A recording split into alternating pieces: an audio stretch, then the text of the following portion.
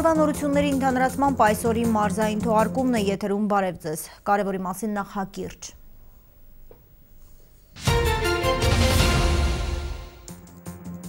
Սելավատարից աղբավայր հարցը տարիներ շարունակ լուծում չի ստանում։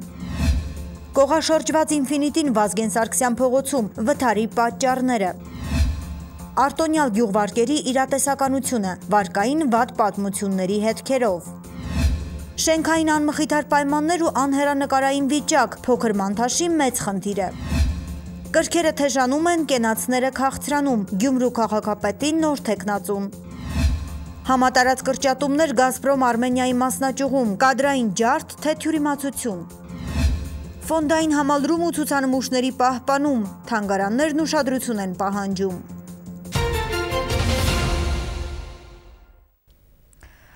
Վթար Գյումրիում մարտի 9-ին ժամը 8:50-ի սահմաններում Վազգեն Սարգսյան 32 հասցեի դիմաց բախվել են միմյանց Ինֆինիտի և Մերսեդես-Բենց մակնիշի ավտոմեքենաները։ Բախման հետևանքով Ինֆինիտին մոտ 25 մետր առաջ է շարժվել և կողաշրջվել։ Վթարի հետևանքով տուժածներ չկան, վնասը միայն նյութական է։ Տեղում աշխատել են ճանապարհային ոստիկանության աշխատակիցները, դեպքի հանգամանքները պարզվում են, կատարվում է հետաքննություն։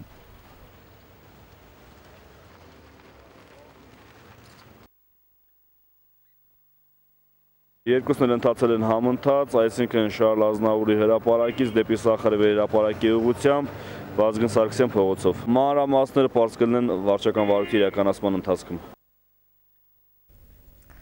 Սելավատար թե քաղաքային աղբավայր Գյումրի գետակի խնդիրը չի լուծվում արդեն 27 տարի։ Գետակում ամեն տարի մաքրման աշխատանքներ իրականացվում են, սակայն դա բավարար չէ։ Ձնհալի ու անձրևների հետևանքով ջրի մակարդակը բարձրանում է ու լցվում հարևանությամբ կառուցված բնակարանները։ Բնակիչների բողոքներն է լսել Հեղինե Մանուկյանը։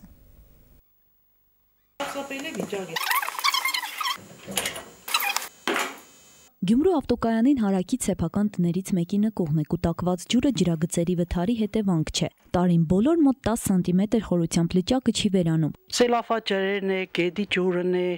սելավաճրերից ավելի շատ բարձրանում է, այդ պատուհանները տեսակլացվում է, ամբողջ աղբը հետը նկուղ։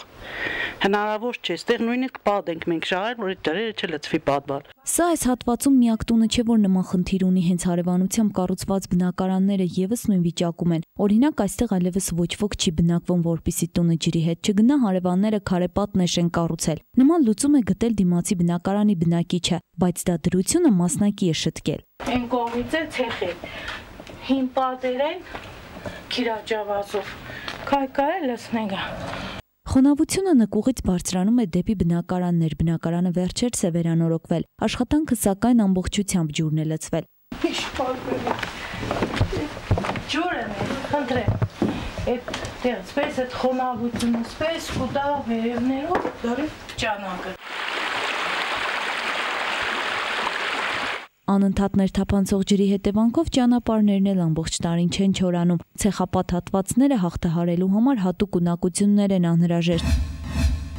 Բնակիչներին նաև անհանգստացնում է գետակի աղտոտվածության աստիճանը։ Այս հատվածում բնակվելն արդեն անհնար է։ Կեղտոտվածության ու գարշահոտության մեջ թաղված տարածք պատկան մարմինների ու կազմակերպությունների կողմից արհամարված ու անտարբերության մատնված։ Գետի ջուրը սարսափելի կեղտոտ է, թթվածնի կենսաբանական պահանջը, կախված նյութի քանակությունը, վտանգավոր մանրէների առկայությունը, այդ բոլորը գետում կա, գետակում կա եւ հակասանիտարական վիճակ է։ Քաղաքից դուրս գալուց այն չի մաքրվում եւ այս վիճակում լցվում է Ախուրյան գետը։ Գեգե չէ մեկ էստեղ կաբրին գետակը կա դեղ։ Միթե կեղտոտ է, մաքուր է, ինչ դժգոհություն պետք ունենանք։ Չայը մոդ է, մոդներս հոտ, կեղտ։ Ոչ մաքրենգը, ոչ բանկենն առաջ քետտվակոմից որ կար, այդ գեդեգը միանար, առուն միանար գսուր, այս եղանակներին չեմ կարագանար, սելավկերներ մաքրեշ տաներ գը։ Հիմի անջադին Մեդիկես 4 կողմներ զուգարանները դրել են վերեն զիբիլը լցեն։ Զիբիլն ուր կուկա ամբողջ շուկայի տարածքից սելավնոր անձրևը շատ ուժեղ անձրևների ժամանակ այդ ամբողջ ջուրը հենց այս փողոցով ան այսպես կուկա կեշտակ լցվի չայ ու նման մյուսներն էլ Չի կոնկրետ հավաքել չկա, կոնկրետ ասենք գործենել չկա, ամբողջ էդ է։ Ոչ մաքրել կա, ոչ զիբիլիաման կա, ոչ բանկահեշտարի չկա։ Բայց ով է լցնում այդ աղբը։ Ժողովուրդը։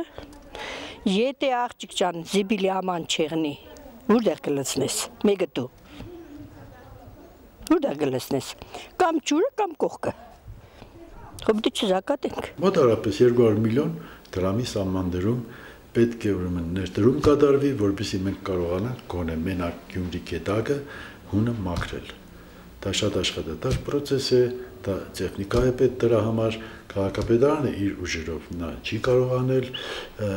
համայնքային բյուջեով էլ 200 միլիոն հատկացնել դրան, չեմ կարծում որ դա իրատեսական կլինի։ Զբաղվածության Գյումրու տարածքային կենտրոնի հետ ծրագրեր կա, ուրեմն հասարակական աշխատանքների, վարձատրվող հասարակական աշխատանքների իրականացման ծրագրերը։ Այդ ծրագրերով նախատեսված է նաև Գյումրի եւ Ղորղոբա գետակների հունի մաքրման աշխատանքներ։ Ճիշտ է, գումարը շատ փոքր է, ընդամենը միլիոն 100,000-ի սահմաններում է, դա միան աշխատուժ է, 9 հոգի մարդ է, դա ենթադրում ամեն գետակի վրա աշխատելու։ Խորհրդային միության տարիներին քաղաքի համար կար մի ծրագիր, ըստ որի նախատեսվում էր քաղաքի կամրջից վերև ընկած հատվածում տները դուրս բերել ձորից եւ ձորը վերածել հանգստի գոտու, պետք է ծառատուն կատարվեր եւ կասկադային լճեր պետք է լինեին, դե բնական է գետակը կմաքրվեր եւ շատ գեղեցիկ հանգստի վայր կդառնար։ Հասարակական կազմակերպությունները նախկինում ավելի շատ էին հետաքրքրված Գյումրի գետակի ճակատագրով, հիմա սակայն նրանց կողմից գետական ուշադրության է մատնված։ Տարիներ առաջ վերջիններիս ու Շիրակ ջերմուղկոյուղի Փակbaşնետիրական ընկերության միջև համաձայնություններ կնքվել, համաձայն որի գետակում համապատասխան կոլեկտորներ էին տեղադրվելու, սակայն ֆինանսական միջոցների բացակայության պատճառով ծրագիրը կյանքի չկոչվեց։ Կոլեկտորը դա հատուկ ջրատար է, որտեղ հավաքվում է կոյուղա ջուրը կամ հոսկա ջուրը, ավելի ճիշտ ասած, եւ որը հետագայում միացվում է քաղաքի գլխավոր կոյուղա գծին։ Այսինքն կոլեկտորները սարքվում են այնպիսի հատվածներում, որտեղ պետք է չթողնել կոյուղա ջրի մուտքը բնություն։ Կենցաղային թափոններ, շինարարական աղբ, ապակե ու ռետինե տարաններ ու էլ ինչ ասես չկա, որ լողում է Գյումրի գետակում։ Սելավատարը աղբավայրի վերածելու հեղինակները բնակիչներն են, միայն թե անուշադրության մատնած տեղական ինքնակառավարման մարմինները եւս պատասխանատվություն են կրում առկա վիճակի համար։ Հեղինե Մանուկյան, Խան Հովանեսյան, այսօր։ Կառավարությունը շարունակում է սուբսիդավորել գյուղատնտեսական վարկերը։ Այս տարի գործադիրի որոշմամբ մինչև 2 միլիոն գյուղատնտեսական նշանակության վարկերի տրամադրումը ևս կարգավորվելու է սպառողական կրեդիտավորման մասին օրենքով։ Սա նշանակում է, որ բանկերն ու վարկային կազմակերպություններն ավելի հաշվետու են դառնում իրենց հաճախորդների նկատմամբ։ Տրամադրվում են ընդհանրական թերթիկներ, որոնցում ամփոփված են տվյալ վարկի պայմանները։ Շիրակի մարզի մի շարք համայնքների բնակիչներ այսպես ասած սև ցուցակում են հայտնվել, չեն կարողանում օգտվել վարկավորումից։ Կառավարությունը մարտի 1-ից շարունակում է սուբսիդավորել գյուղատնտեսական վարկերը, որոշման նախագիծը գործադիրն ընդունեց մարտի 3-ին նիստում։ Գյուղվարկերն այս տարի ավելի շուտ են տրամադրվում։ Գյուղատնտեսության ոլորտին տրամադրվող վարկերի տոկոսադրույքների սուբսիդավորման ծրագրի շրջանակներում 2011-2015 թվականներին գյուղատնտեսությունում տնտեսվարողներին տրամադրվել է 84 միլիարդ 200 միլիոն դրամ ընդհանուր գումարով շուրջ 99,000 միավոր մատչելի 14 տոկոսադրույքով վարկեր, որոնց 4%-ային կետը կառավարության կողմից սուբսիդավորվել է։ Սկսած 2015 թվականից հանրապետության բոլոր համայնքների կտրվածքով սուբսիդավորվել է տրամադրված վարկերի 6%-ը։ Ընդհանուր առմամբ 2015-ին առաջին եւ երկրորդ փուլերով տրամադրվել են շուրջ 15,2 միլիարդ դրամի վարկային միջոցներ, իսկ վարկերի քանակը կազմել է շուրջ 21,5 հազար։ Հունվարի 23-ին կառավարությունը որոշում կայացրեց եւ մինչեւ 2 միլիոն գյուղատնտեսական նշանակության վարկերը եւս կարգավորվելու են սպառողական կրեդիտավորման մասին օրենքով։ Սա նշանակում է, որ մենք ինչպես բոլոր բանկերը, վարկային կազմակերպությունները, որոնք գործում են այս ոլորտում, ավելի հաշվետու են դառնում իրենց հաճախորդների նկատմամբ, այսինքն հաճախորդներին տրամադրում են ընդհանրական թերթիկներ, անհատական թերթիկներ, որովհետեւ ամփոփված են եւ ցայտուն երևում են կոնկրետ տվյալ վարկի պայմանները, տոկոսադրույքը, վարկի գումարը, պահովող ծառայության վճարները, սպասարկման վճարները։ Սպանդարյանցիները վարկերից սկսել են օգտվել դեռ 1996 թվականից, մոտ 20 հեկտար հողատարած կալանքի տակ է եղել։ Հետո դարձել է բանկերից մեկի սեփականությունը, տարիներ շարունակ հողի հարկը բանկն է վճարել։ Այժմ գյուղացուն առաջարկում են ետ վերադարձնել հարկերը, հողերը սիմվոլիկ գումարով կվաճառվեն Սպանդարյանցուն։ 50-ից 100,000 դրամ 20 տարվա ընթացքում է կուտակվել, որընթացը ժամանակավորապես դադարեցվել է, հույս ունեմ, որ այդ հարցը կլուծվի, ուղղակի իրենց արդեն ներքին հարցերն է, թե ինչպես պետք է կարգավորեն։ Սպանդարյանում հիմնականում կարտոֆիլ, գազար ու ճակնդեղ են մշակում, գյուղատնտեսական վարկերի գումարով սերմացու եւ պարարտանյութ են գնում, վերքի վաճառքից ստացված գումարով աշնանը վարկը մարելու ակնկալիքով։ Գյուղացիները միաբերան պնդում են, ծախսերն անգամ փակել չեն կարողանում։ Եկամտի մասին խոսելն ավելորդ է, Սպանդարյանցու գյուղմթերքը գնում են վրացի առևտրականները, իրացվում է Վրաստանի շուկայում։ Եթե հարևան հանրապետությունից մեքենա եկավ, իրացում կատարվեց, ուրեմն հավրանքը գյուղացու կվաճառվի, եթե ոչ կմնա տեղը։ Համայնքի 90%-ը գյուղացիական վարկերից է օգտվում, կարուսելի տարբերակով մի վարկից հետո մյուսն են վերցնում, հայտնվում փակուղում, դժվարանում են մարել անգամ տոկոսները։ Տոկոս առնում ու իրենք ապրում են, ժողովուրդն էլ վարի են նետում։ Մենք երկու անգամ վերցրել ենք, ամեն անգամը պարդավոր ուզումներն ել։ Ներկապային ենթադրենք մենք կուզենանք նոր վարկ վերցնենք, համակարգում մենք վարկ ունենք, կասեն, եթե պետք է փակեք, հինը նորը տրամադրեն։ 100% օրտա գյուղացումար ենքան լավ է, որ աշխատան ճիղնի աշխատին, դրսից փող բերեն, որ կրանան այդ վարկերը տան նորից վարկ ստանան։ Այսօր ով խոսում է, մենակ խոսում է վարկից, տոկոսից, որտեղից ճարենք, որտեղ տանք, ինչ ենենք։ Վարկերը առնում են, պես մնում է վրեկը։ Մի բանկից առնում, մյուսը փակում են, մյուսն առնում, մյուսը փակում, որ չորնի ինչեղեսում սև ցուցակ չգնի։ Այս համայնքին արդեն գյուղատնտեսական վարկեր չեն տրամադրում։ Մոտ 30 սպանդարյանցի այսպես ասած սև ցուցակում է հայտնվել։ Ես չեմ տեսել մեկը նորմալ փակված եղնի։ Չեն կրում փակվին, ինչու փակվին։ Չեմ ուզում դալարանից թուղթ է գալում։ Այդ ամեն ուշացածով համար, դադան ծանուցաղուց հետո նույնց տոկոս են համարում։ Իմ եղբայրը մեքենան եկան տնից տարան։ Մի հատ դաշնամուր ունեին տունը, այդ դաշնամուրը էին կան տեղափոխեցին սրա տնից նրա տունը թե չտեդել չտանին։ Գյուղապետարանը ծառայությունը այսօր կատարում են անում, որ գյուղացիներին տրամադրում է մեզ մասին վարկերի համար տեղեկանք, որ վերցնեն։ Բայց մի որոշ ժամանակ անցել դատարաններից տարբեր տեղերից, տարբեր կազմակերպություններից դիմումներ են ստանում, որ մարդկանց կնենք այդ վարկերը փակեն։ Արեգակ ունիվերսալ վարկային կազմակերպությունը ևս գյուղատնտեսական վարկեր է տրամադրում փոքր եւ միջին տնտեսություններին։ Շիրակի մարզում ավելի քան 3000 սուբյեկտի է վարկավորում։ Հետմարումների հետ կապված խնդիրներն այստեղ աշխատում են առանց դատական քաշքշուկների լուծել։ Մեր աշխատանքային մոդելը նաև այնպիսին է, մոտեցումները, որ մենք ավելի շատ արտադատական կարգով ենք աշխատում մեր վարկառուների, մեր հաճախորդների հետ եւ փորձում ենք հնարավորինս պարտավորագրերի միջոցով, որոշակի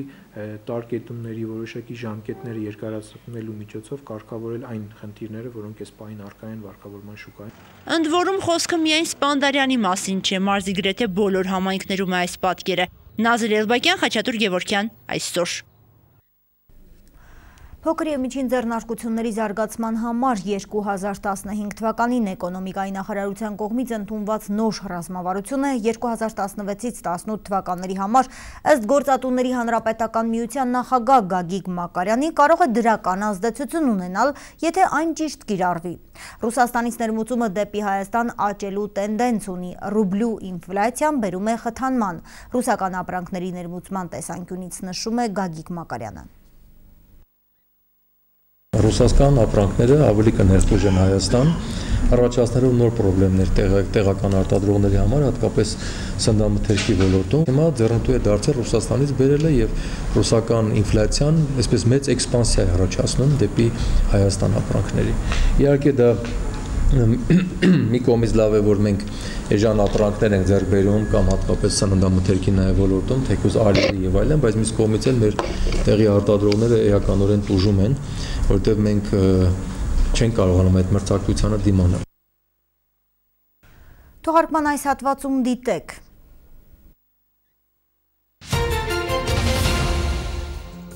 Շենքային անմխիթար պայմաններ ու անհեռանկարային վիճակ, փոքր մանթաշի մեծ խնդիր է։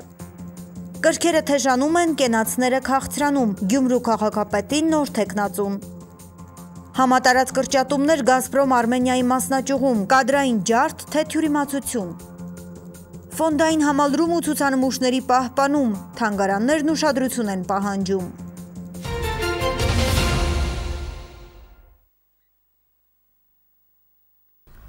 Վարչապետ Հովիկ Աբրահամյանի որոշմամբ Հովհաննես Հովհաննիսյանը նշանակվել է էկոնոմիկայի նախարարի տեղակալ։ Վարչապետի մեկ այլ որոշմամբ Դավիթ Մելքոնյանը նշանակվել է արդարադատության նախարարի տեղակալ։ Այս մասին տեղեկանում են կառավարության կայքից։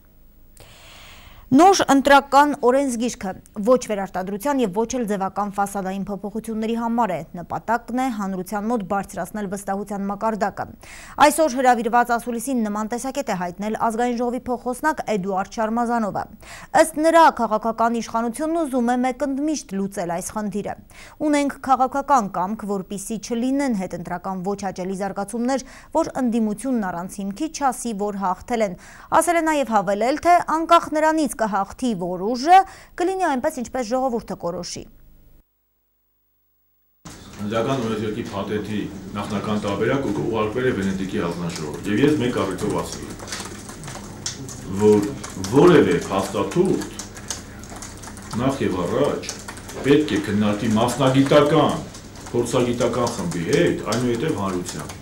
Հիմա մենք այս փաստաթուղթը մասնագիտական, փորձագիտական խումբը քննարկել է, ունի նախնական տարբերակ, ուղարկել ենք Վենետիկի հանձնաժողով։ Հիմա հիմնական քննարկումները, հարգելի բարեկամներ, տեղի են ունենալու ազգային ժողովում։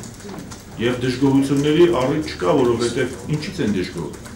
Ես որպես իշխանության ներկայացուցիչ, որպես ազգային ժողովի նախագահի տեղակալ, պաշտոնապես հայտարարում եմ, որ չի լինելու մի հարց, որը չի քննարկվելու։ Մենք անելու ենք լսումներ, կազմակերպելու ենք լսումներ։ Մենք լսելու ենք թե հանրության, թե ընդդիմության բոլոր առաջարկները։ Իշխանությունը պատրաստ է լսել, ականջալուր լինել բոլոր առաջարկներին։ Թողարկումը շարունակենք մամուլի հրապարակումներով։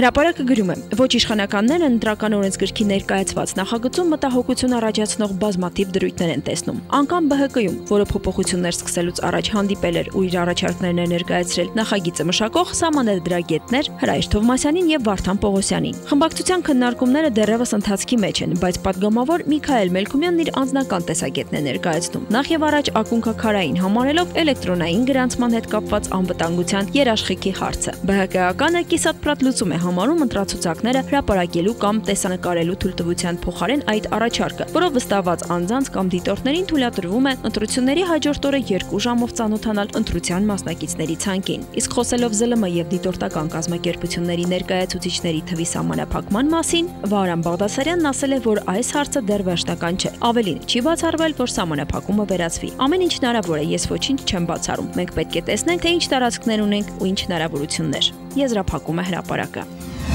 Հայկական ժամանակ թերթը գրում է. Արագածոտնի նորանշանակ հույդայական մարզպետ Գաբրիել Գյոզալյանն ազատվել է նախկին մարզպետ Սարգիս Սահակյանի հավատարիմ օգնական Կարեն Տոնոյանից, որը մարզում մարզպետի տեղակալին հավասար համբավ ուներ։ Կարեն Տոնոյանի անունը մամուլում շատ է հոլովվել։ Նրա պատճառով մարզպետարանի տարբեր պաշտոնյաներ մարզպետի առանձնասենյակում արժանացել են հանդիմանությունների, իսկ Սարգիս Սահակյանի ծննդյան տարեդարձից մեկի ժամանակ էլ Կարեն Տոնոյանը գյուղապետերի ու մարզի դպրոցների տնօրենների շրջանում դրամահավաք է կազմակերպել, որպեսզի մարզպետին նվեր անեն։ Գաբրիել Գյոզալյանի նորամուտով մարզպետի խորհրդական Վարդանյանը եւս ազատվել է զբաղեցրած պաշտոնից։ Հիշեցնենք, որ Գաբրիել Գյոզալյանը նշանակվեց Արագածոտնի մարզպետ ՀԿ Հույդա քաղաքական հուշագրի ստորագրման արդյունքում։ ՀԿ-ական Սահակյանն այս պաշտոնը զբաղեցնում էր 2009 թվականից։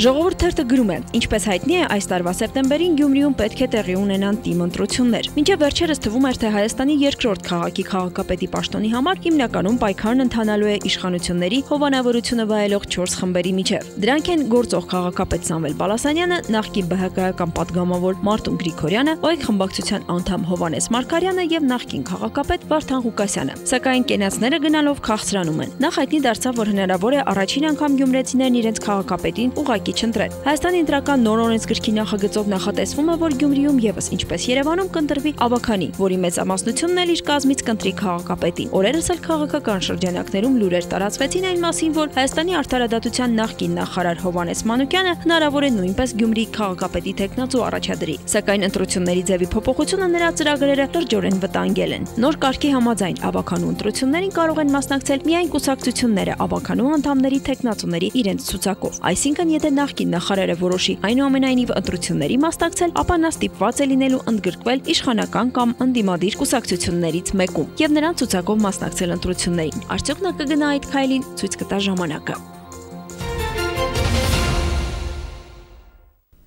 Այսօր մամուլն անդրադարձել էր Գազպրոմ Արմենիայի Շիրակի տարածքային կառույցում կադրային փոփոխություններին եւ համատարած կրճատումներին։ Հարցի վերաբերյալ այսօր լրատվականը պարզաբանում է ստացել Գազպրոմ Արմենիա ընկերության մամուլի քարտուղար Շուշան Սարդարյանը հերքել է այդ լուրն ու տվել պարզաբանում։ Լրահոսում գտած այն տեղեկատվությունը, թե Շիրակի տարածքային կառույցում համատարած հեռացնում են աշխատանքից գազի տեսուչներին, պաշտոնապես հայտարարում ենք, որ չի համապատասխանում իրականությանը։ Նման հայտարարություն տարածողները ես չգիտեմ ինչ նպատակ են հետապնդում, առնվազն գոնե 1-2 անուն կարող եք պաշտոնապես նշել, որ հեռացվել են աշխատանքից, դա եւս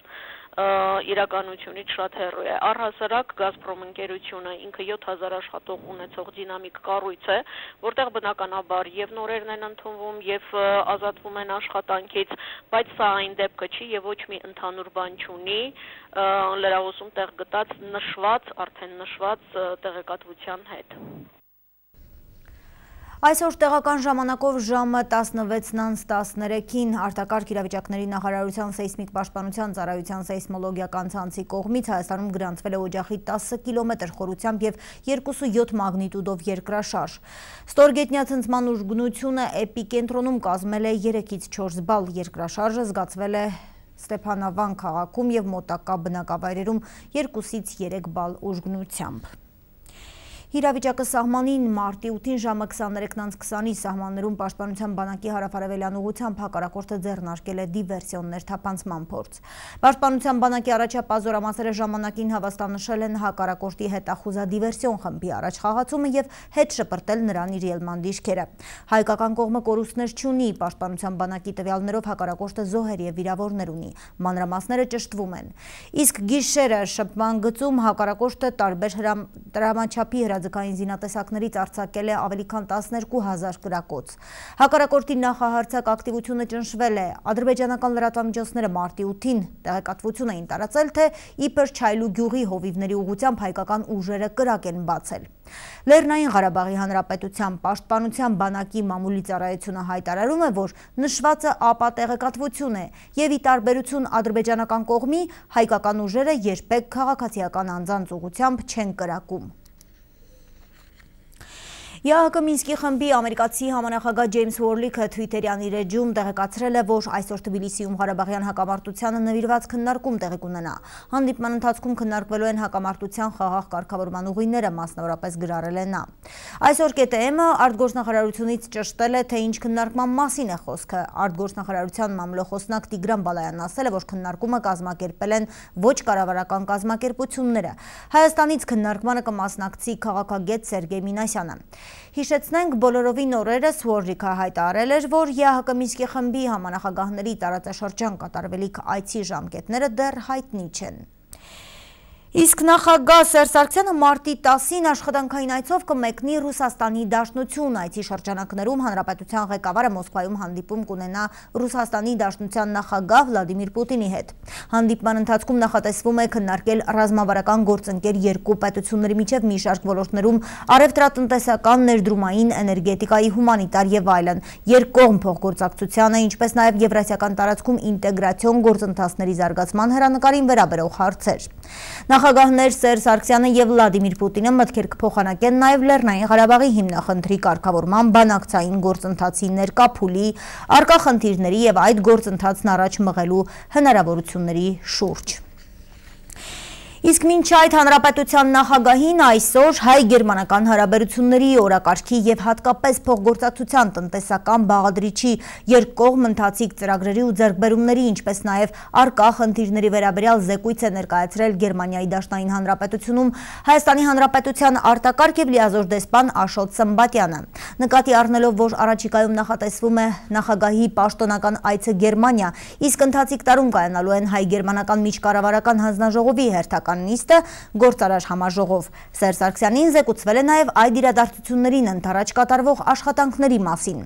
Խորհրդակցության սկզբում նախագահն ասել է, Գերմանիան մեր երկրի թիվ 1 առևտրային գործընկերն է Եվրամիության երկրների շարքում։ Վերջին 5-6 տարիների ընթացքում առևտրաշրջանառության ծավալները տատանվել են 350-ից 450 միլիոն դոլարի սահմաններում, ինչը վատ ցուցանիշ չէ։ Հայաստանում գործում է մի քանի տասնյակ գերմանիական կապիտալով ընկերություններ, որոնք իհարկե իրենց ներդրումն են բերում մեր երկրի զարգացման գործում, նշել է Հանրապետության նախագահը։ Գաղթականների ճգնաժամի լուծման ուղղությամբ Եվրոպան Թուրքիայի հետ համաձայնության է եկել։ Վերջնական որոշումը կընդունվի շաբաթավերջին նախատեսած գագաթաժողովի ընթացքում։ Ամիսներ շարունակվող հակասություններից հետո Եվրոպական միության երկրները Թուրքիայի հետ ի վերջո համաձայնության հասան գաղթականների ճգնաժամը կարգավորելու հարցում։ Եվրոպան Թուրքիային հավելյալ միջոցներ է հատկացնելու, հեշտացնելու է վիզային ռեժիմը եւ արագացնելու բանակցությունները Եվրամիություն Թուրքիայի մուտքի վերաբերյալ։ Փոխարենն Անկարան կանգնեցնելու է Եվրոպա ուղևորվող միգրացիոն հոսքերը։ Ֆրանսիայի նախագահ Ֆրանսուଆ Օլանդը լավատեսորեն է տրամադրված։ Թուրքիան ճիշտ գործելավոճ է ընտրել, որոշելով հետ ընդունել իր տարածքից Եվրոպա օրենքի խախտմամբ տեղափոխվող գաղթականներին։ Բոլոր պայմանները կատարելու դեպքում մենք կհեշտացնենք վիզային ռեժիմը Թուրքիայի քաղաքացիների համար։ Մեծ Բրիտանիայի վարչապետ Դեվիդ Քեմերոնի խոսքով ձեռնարկը թույլ կտա վերջ դնել փախստականների տեղափոխմամբ զբաղվող մաքսանենգ գործիչների եկամուտներին։ Ապագայում Թուրքիայից Հունաստան ժամանող բոլոր գաղթականները վերադարձվելու են Թուրքիա։ Այսպիսով Թուրքիայից նավ նստելու եւ Եվրոպայում ինքնաբերաբար բնակվելու իրավունք ստանալու միջև կապը կընդհատվի։ Համաձայնագրի կապակցությամբ, սակայն իր անհանգստությունն է հայտնել ՄԱԿ-ի փախստականների գործակալությունը, որի մամլոք քարտուղարի խոսքով այն իր մեջ վտանգներ է պարունակում։ Մենք անհանգստացած ենք, որ ժամանող բացարձակապես բոլոր գաղթականները հետ են ուղարկվելու Թուրքիա, առանց հաշվի առնելու նրանց առանձնահատկությունները։ Մարտի 17-ին տեղի ունենալու հիմնական գագաթնաժողովը, որի ընթացքում Եվրամիությունն ու Թուրքիան նախատեսում են վերջնական համաձայնություն կնքել, ինչի արդյունքում Եվրոպայի առաջնորդները հույս ունեն վերջ դնել Եվրոպայում փախստականների ճգնաժամին։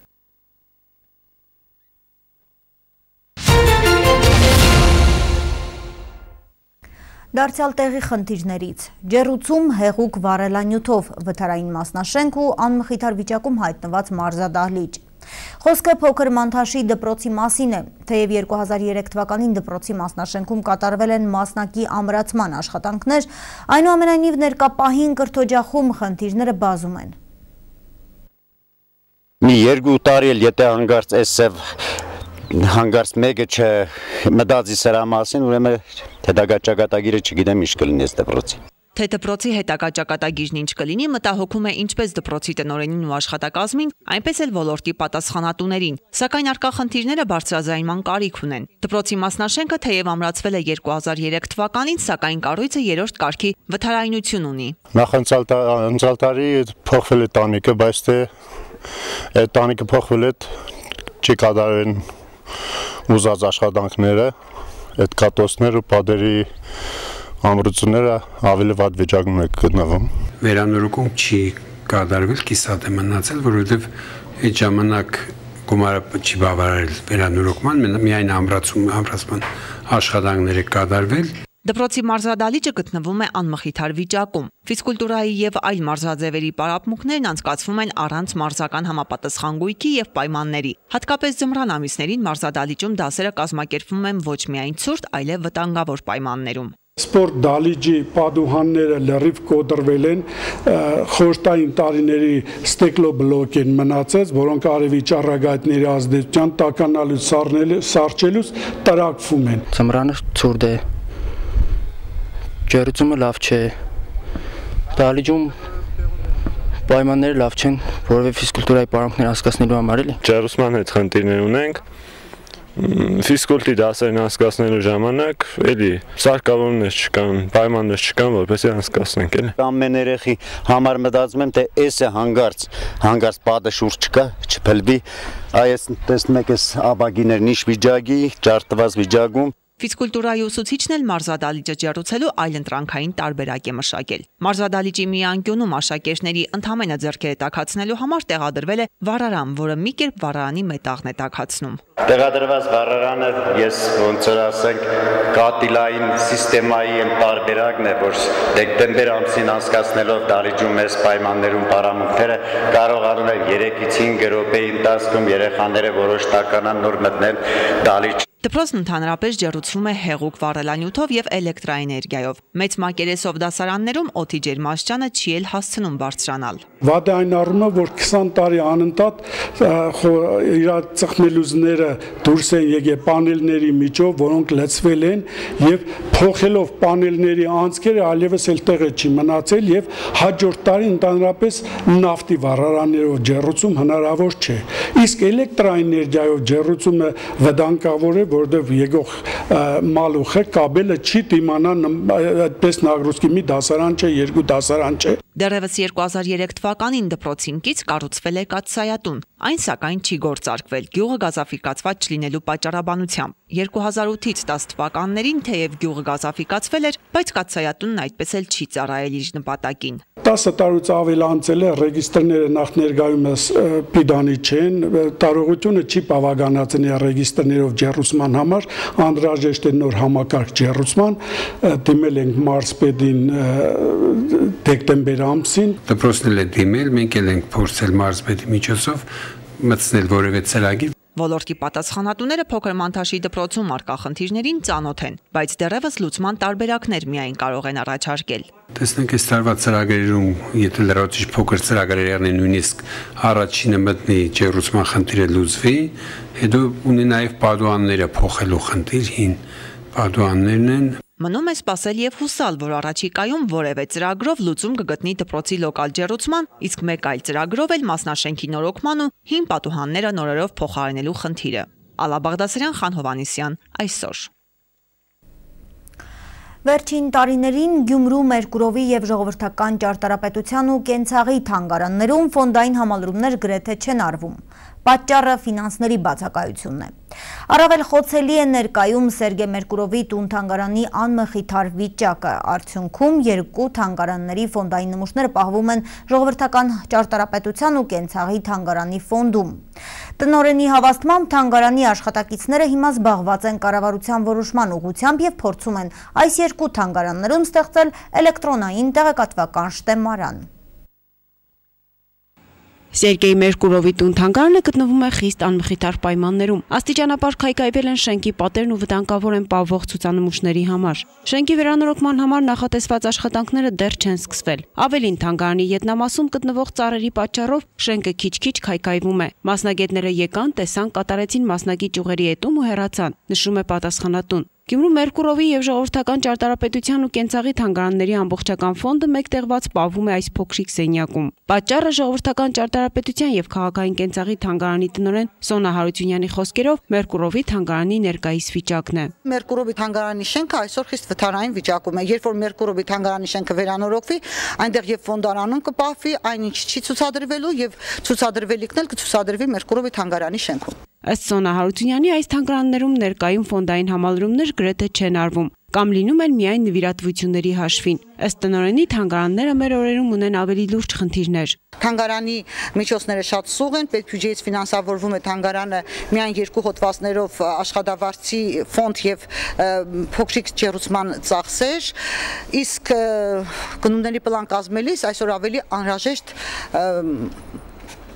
պահպանման ծախսերի համար գումարներ են պետք։ Վերջին տարիներին ֆոնդային համալրում եղել է միայն Մերկուրովի թանգարանում, այն էլ թերի։ 605 իշ 14 թվականին Անտոն Մերկուրովն է բերել, հիմնականում փաստաթղթեր եւ լուսանկարներ, ել եմ ասում արժեքավոր չեն, որովհետեւ մեզի անալիզը չի կարող արժեքավոր փաստաթուղթ համարվել, իսկ Լելեկո Իրինան անցյալ տարի եւս 64 լուսանկար ու փաստաթուղթ Արտգործնախարարության միջոցով ուղարկել էր առանց որևէ ստորագրության, առանց որևէ ընդունման հանձնման ակտերի, անգամ չփարեհաճեց իր անձնագիրը, անձնագրի պատճեն ուղարկել, որովհետեւ այդպես իրերը հենց այնպես չեն մուտքագրվում։ Ի դեպ, թանգարաններն ունեն հիմնական եւ գիտաօժանդակ ֆոնդ, որի պահպանումը մասնագետները շատ են կարևորում։ Կառավարության որոշմամբ նախատեսվում է թանգարանային ֆոնդի թվայնացում։ Ստեղծվելու է էլեկտրոնային տեղեկատվական շտեմարան։ Ներառված է մեր թանգարանը, իհարկե իր մասնաճյուղով, Մերկուրովի տուն թանգարանով, ուրեմն այդ գործընթացին մասնակից է դառնալու եւ կառավարության որոշումից հետո ժամանակացույց է ուղարկվել կառավարություն, որ երամսյակը 1 այդ թվայնացումը ըստ ժամանակացույցի պետք է կատարվի եւ ինտերնետի օգնությամբ ուղարկվի։ Ահա հիմա մեր գիտաշխատողները հիմնականում լծված են այդ աշխատանքին։ Գյումրու Մերկուրովի եւ ժողովրդական ճարտարապետության եւ կենցաղի թանգարանների ամբողջական ֆոնդում պահվում է 5208 իր, որից 2660-ը Մերկուրովի թանգարանային ֆոնդի իրերն են, իսկ 2548-ը ժողովրդական ճարտարապետության ու կենցաղի թանգարանինը։ Լուսնե Պողոսյան, Խան Հովհաննիսյան, այսօր։ Սա այս թողարկման վերջին լուրն էր, հաջորդաբար հետևեք ողջ շաբաթվա լրատվական ընթացքին եւ պահպանեք տոնական տրամադրությունը։ Ցտեսություն։